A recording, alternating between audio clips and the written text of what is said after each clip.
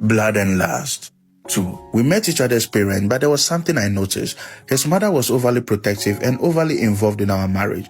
I took it that, probably because his last baby, and also his dad had passed, so I overlooked. He really loves his mom, and he would sometimes go on dates with her. I really admired their relationship.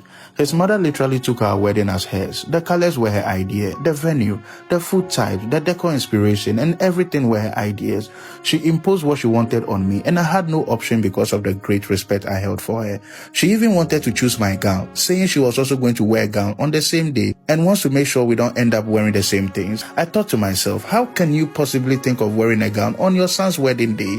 Well, her last baby, so no problem. I chose my own gown style and decided to show it to her so she could do something different, since she insists on wearing a gown. In all of this, I was thinking her son would object to some of his mother's demands, but no, he didn't. So I also lacked the energy to do or say anything. It was our wedding day, Ajotan 2021, Ajo and Nathan. I'm a pure Ewe girl from Kliko, and he is Fanti. Our wedding displayed our various cultures in its richness and style. I was looking around to see if I would see his mom, but I couldn't. She wasn't in yet until we were exchanging vows. That's when his mom walked in with his rich aunties, and can you believe his mother was in the same gown as mine?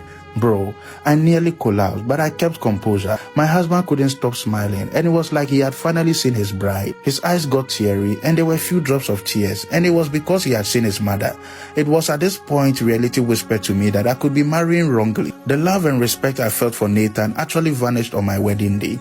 I was no longer excited about marrying him, and I wish I had the opportunity to call off the wedding. Faith, if it weren't for my family that were present, I would have just walked out of the church, because it is better to wait long than to marry wrong. We were finally pronounced husband and wife, and we were made to dance. People joined us to dance, and my mother-in-law stole the show and attention. Her son was now dancing with her, and people had gathered around them.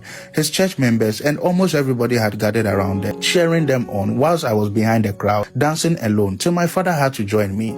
As soon as my father came to dance with me, I was in tears, because I was already feeling lonely from my wedding day. My dad asked me if I'm sure about this marriage, and I whispered to him, I don't know.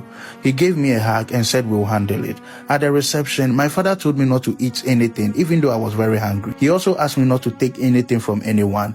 After a while, I was feeling very uncomfortable in my heel, and I was looking out for my sister, but I couldn't see her. From nowhere, my mother-in-law came with a flat slipper for me to wear, and even though I was surprised, I wore it because my heel was really hurting my feet. From that moment, my life had never been the same. Faith, I had a desire to sleep with my mother-in-law. I fell in love with my mother-in-law.